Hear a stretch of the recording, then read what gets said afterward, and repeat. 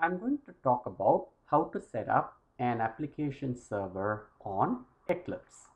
You will need to have an application server set up so that you can run Java applications right through Eclipse. So let us start off by using Tomcat. Tomcat is a free open source Java application server, and it can be downloaded and installed quite easily on a Windows workstation. It runs on port 8080. Now I'll explain what that means. First of all, if you have already installed Tomcat, you should be able to see a service like this, Apache Tomcat. Now, how you get here is basically start, control panel, administrative tools, and then you get services. That's how you get to that services window, and you see Apache Tomcat. Now note the point that it is in a started mode, which means that the web service, no, the application server is running. Now how do you test that this is running? The best way is basically to fire up a browser and type in an address called http://localhost 8080. So type in http localhost 8080 and you're going to get a web page that basically shows you if Tomcat is running. So in this particular case, it says if you are seeing this web page via a web browser, it means you have set up Tomcat successfully. Congratulations. Now, if you don't get this, you have to somehow get it. So you have to install Tomcat properly and make sure that everything is right so that you get the 8080 thing. All right. Now, going back to the actual Tomcat installation itself. While you install Tomcat, it would ask you for a directory. So I'm going to show you the directory so that we know where it is. In this case, we have installed Tomcat in the Tomcat 55 directory. So you pretty much see a bin, common, conf, logs, etc. Now, typically web apps go either under web apps or they would go under conf Catalina localhost. So these are two locations in which Tomcat web applications can be installed. Now, let us assume that Tomcat has been installed and is working correctly. We need to know how to configure Tomcat through Eclipse. Let's go back to Eclipse, click on Window, Preferences, and there is the server thing. And under server, you have runtime environments, server runtime environments, and you're going to add one.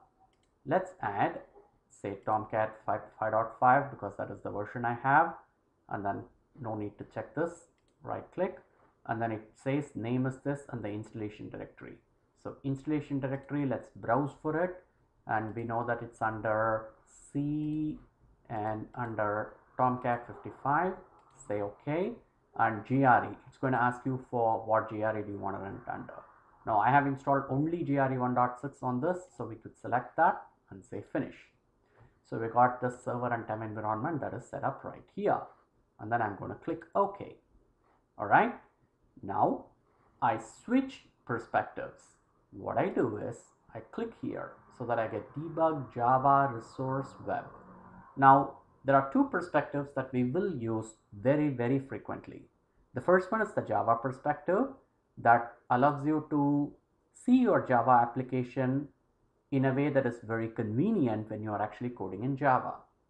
Now we have changed the perspective. It says Java, and when you click on first project, what you see is src, you see the web content and web.xml. All right, not much change from what we saw before, but as you work more with Eclipse, you will understand why Java is really useful. Now we were talking about application servers. So what you should do is just click on the perspective button again, click on debug, and when you get the debug server, and this is a big window and it needs a little bit of explanation. So we are in the debug perspective, as can be seen from here. What we have here is a place where all your runtime servers are. So what I'm going to do is I'm going to click servers, and I'm going to right click here, say new server, and then it asks me Tomcat 5.5. Next, I'm going to add our project. We created first project. I'm going to add that here and then say finish.